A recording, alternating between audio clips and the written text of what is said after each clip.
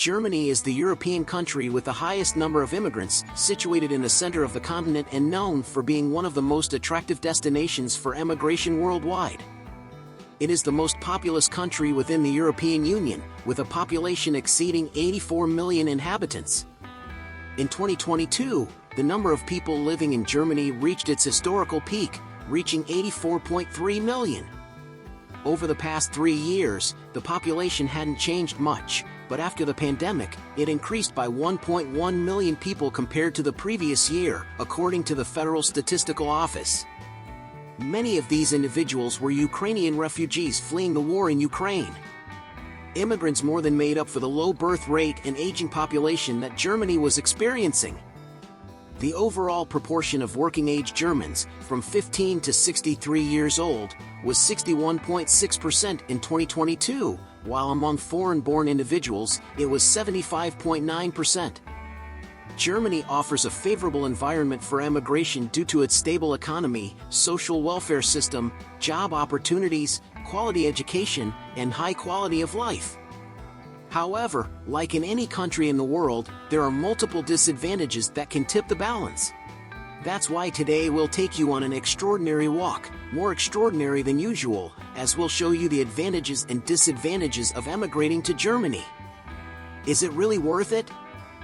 Let's start by analyzing the advantages. The minimum wage in Germany has increased by nearly 260 euros per month in 2023 compared to the previous wage, which is a 14.8% increase. It has been set at 1,997 euros per month, equivalent to 23,964 euros per year, considering 12 monthly payments. These figures place the country in the second position in the European minimum wage ranking, only surpassed by Luxembourg.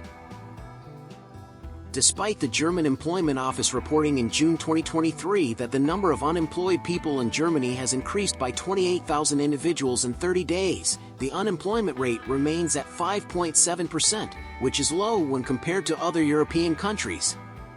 In fact, it is the fourth lowest unemployment rate in the continent. Germany is a strong economy with a wide range of industries, offering job opportunities in various fields. Germany ranks fourth on the list of the world's largest economies by gross domestic product, following the United States, China, and Japan. Its position is significantly above other Eurozone economies like France, Italy, and Spain, and it even surpasses economic giants like India. Overall, Germany is recognized as the economic locomotive of Europe due to its strong influence and performance in the regional economy. The country takes pride in having a modern and well-developed infrastructure that spans various aspects. For instance, it boasts one of the most efficient and extensive public transportation systems in the world. Cities have well-connected networks of metro, tram, and bus services. Germany's road and highway network, known as Autobahnen, is famous for its quality and efficiency. German highways are known for having no speed limits in certain sections. The communication infrastructure is also highly advanced, including mobile networks and high-speed internet access. The education system in Germany is highly regarded and diverse, designed to provide a solid foundation for students' personal and professional development. Compulsory education spans from ages 6 to 15 or 16. Universities offer high-quality programs in various fields, with many options being tuition-free or low-cost. The dual education system combines school education with practical workplace training. Germany is a leader in research and technology, aiming to provide equitable and quality education for all students. As we can see, this European country holds significant advantages that make it an appealing migration destination. But what are its disadvantages? Is it truly worth it? Next, we will show you the most visible disadvantages of the country so that you can judge for yourself.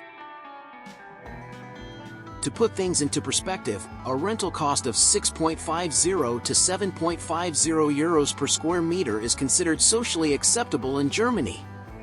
However, in major cities, these figures worsen significantly. Renting 1 square meter in Munich costs about 19 euros, in Stuttgart 18 euros, in Dusseldorf and Cologne 12 to 13 euros, and in Berlin 11 euros. Did you know that Germany has the lowest homeownership culture in the entire European Union? Unlike the trend in Europe, where around 70% of people own their homes, only about 46% of the German population lives in owned houses. This proportion is even lower in large cities. For example, in Hamburg, only about 22% of the population owns their homes, and in Berlin, the figure is even lower, with just 14% of the population being homeowners. To give you a more precise idea, in other European Union member countries, such as Spain, this percentage rises to 80%, or in the case of Slovenia or Hungary, it surpasses 95%. The origin of the preference for renting in Germany dates back to World War II. During this major conflict in known history, many people in Germany lost their homes due to the intense battles that took place on its territory. The German economy suffered immensely during this period, and the consequences were particularly severe. The government that emerged in East Germany after the war implemented measures that boosted the rental market. This gradually led to renting becoming a more predominant way of life. This, along with supply and demand dynamics, contributes to the evident problem of rental prices in the country.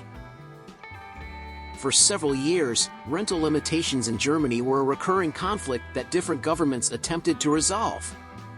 Although measures taken by the latest coalition were expected to benefit citizens, they ultimately failed due to weak regulation.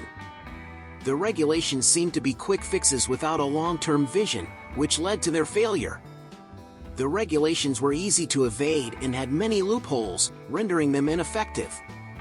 Lack of penalties for non-compliance and the absence of a requirement to disclose previous rental prices contributed to the failure.